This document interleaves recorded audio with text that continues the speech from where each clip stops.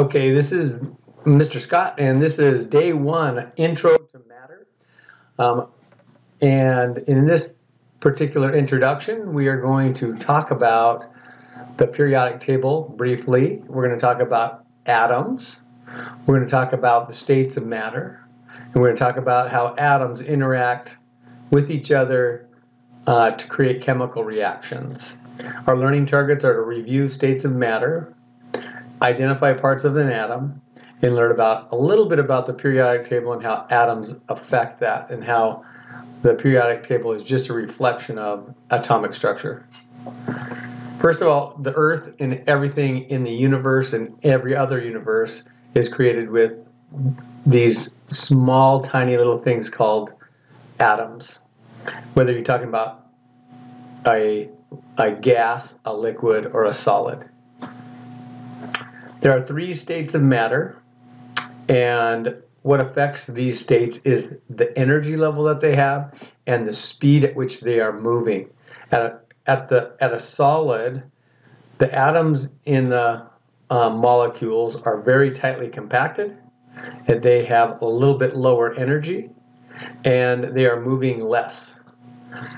As the molecules are able to speed up in liquids, the molecules move faster, they have a higher energy level, and they take on the shape of objects that they're contained in.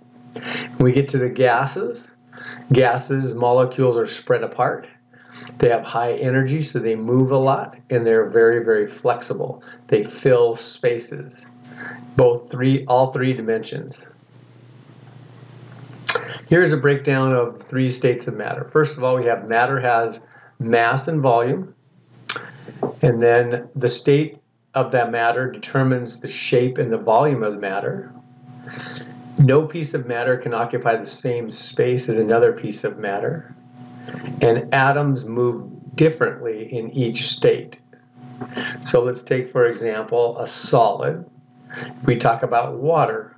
Water in a solid is cold. The molecules are compact. They take on the shape of the object that they are in, and their molecules aren't moving very fast. They're still moving, but not moving fast. When they become a liquid, energy has to be added to them to make them melt and become a liquid. Once they became a liquid, they take on the shape of the object that they are in. They are very fluid. They move, and the energy level is going up. The molecules are moving faster. Once we put more energy into the water, heat it up, it turns into a gas vapor. That gas vapor is very highly energized. The molecules spread apart even further than they are when they're a liquid. They move apart, and they're moving very quickly. That allows them to move around in a space. At the left, the solid has the least movement and the lowest energy level. On the right, the most movement and the highest energy level. Let's talk about atoms now. All of that matter is made up of these tiny things called matter. That are called atoms. Atoms make up everything. The smallest piece of an element is an atom. They are too small to see by many, many times. The word atom is Greek for the word meaning uncuttable. Atoms combine with each other at the same ratio all of the time, whether it be with themselves or like atoms, or in the case of a compound where they combine with other atoms. They have a certain ratio, and that's determined by their valence electron shell and the valence electrons. Atoms have small parts called subatomic particles. There are protons, neutrons, and electrons, and we use models to visualize them. We can't see them, but they've been theorized, and there are several of them. There's one in the upper right-hand corner. This is a somewhat three-dimensional looking object with protons, neutrons, electrons, and the nucleus is identified. First of all, let's start with the atoms and their subatomic particles. Subatomic particles simply mean under or beneath atomic or beneath atoms particles. So what is it saying? It's saying that atoms have pieces, and those pieces are called subatomic particles. There are three major parts: the protons, the neutrons, and the electrons. Let's look at them in greater detail. This is a model drawing. It has the nucleus in the middle. And you see there's a P and a plus sign and an N with 0. That means that that's the protons and the neutrons. So the nucleus of the atom is made up of protons and neutrons. The positive protons are balanced out by the neutrons with no charge. On the outer ring, as they would say, our power level, we call those electrons. These are electrical charged particles that are flying around at super high speed, the speed of light. They are negatively charged, and they balance out the atom. There has to be one proton for one electron, or vice versa. There has to be one electron for every proton. Electrons are always equal to protons. If you know the atomic number, that's the number of protons. You know the number of electrons because it's equal. So let's review. Protons are in the nucleus. They are a positive charge. They determine what the element is. So as the number of protons increases, every time we increase it by one proton, we change the element itself. And those are determined and shown on the periodic table from 1 to 92. Neutrons. Neutrons have no charge. They keep atoms stable, and they make up the nucleus, which contains almost or nearly all of the mass in the atom. Electrons are in the clouds surrounding the nucleus. They are a negative charge. They balance out the protons. They're pretty much zero mass, so they almost have no mass. So think about electricity traveling through objects. It has no mass, just like electrons. And the electrons are specifically responsible for chemical reactions and bonding to other atoms. It's the electrons that cause that. The nucleus is made up of the protons and the neutrons, and it contains all of the mass. Here are a couple of different models. There's three, actually. The first one is Bohr's model. That's the red and green model with the nucleus in the middle. It's a two-dimensional drawing. It's got 7 rings, which we call power levels. And it's very, very easy to understand. The other models are electron cloud models, and as you see them, there's a nucleus in the middle, and then there are varying levels of activity from the electrons emanating out from the nucleus or going out from the nucleus. The picture on the right is the easiest one to understand. This one right here, it's easiest to understand because the dark part of the center is where there is a lot of activity from the electrons because they're so close to the core of the nucleus. As they get further and further away, you see that it gets lighter and lighter because they have a long distance to travel. The circumference around their area is a little bit longer. Here are some different models and a historical perspective on it. On the right-hand side is where I'm going to start. First one was Dalton's model. Dalton came up with the whole idea that there were these atoms. He also said that everything is made of atoms. He also came up with the idea that they combine with themselves and other atoms at certain ratios. He said that they cannot be divided, which we've figured out that is not true in the case of nuclear fusion and fission. And he did say that they combine with other elements at particular ratios. Thomson's model, he came up with the idea that there were positive and negative charged particles in the atom. And that they had to be balanced. Rutherford came up in 1911, came up with the idea of a nucleus, and the fact that the protons and the neutrons were in the center of the atom, and the electron cloud was on the outside. Bohr's model is the one that we use most of. It's a model with 7 rings with a nucleus in the middle, and then varying levels or capacity for electrons in the electron shells as they go out from the nucleus. It's a 2-dimensional drawing. And finally, the last model, the electron cloud model is a 3-dimensional model. And as you can see, there are varying levels of energy as the electron shells go out from the nucleus, but it's much more difficult to understand than Bohr's model, which is relatively simple. Now, a more difficult one is the one in the upper left-hand corner, which is the new atomic theory of the shape of electron shells.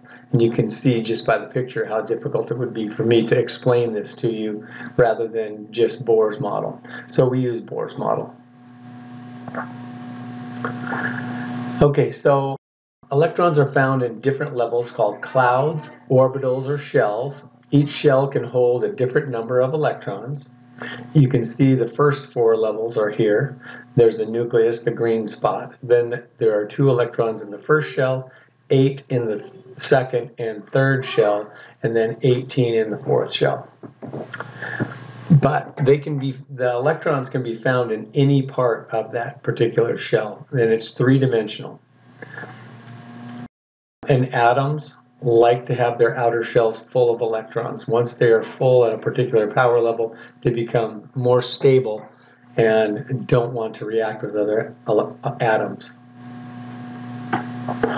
All right, here's Bohr's model, and basically every atom should look like this, and then they should fill in the space with the electrons. However, anytime that there is an empty shell, it's omitted or left off because there's no electrons in that one. It's implied that everybody knows that there are 7 shells, and the red dot here is the nucleus.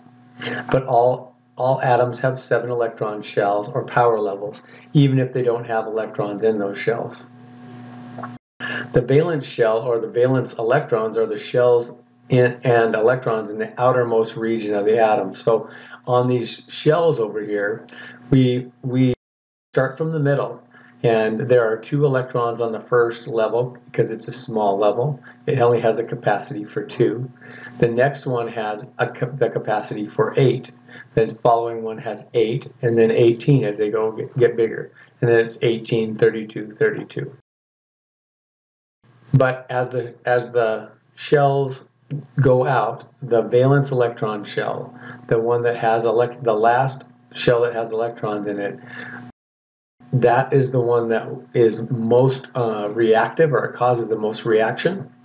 And once the valence, or the outer shell, is full, the atom becomes stable.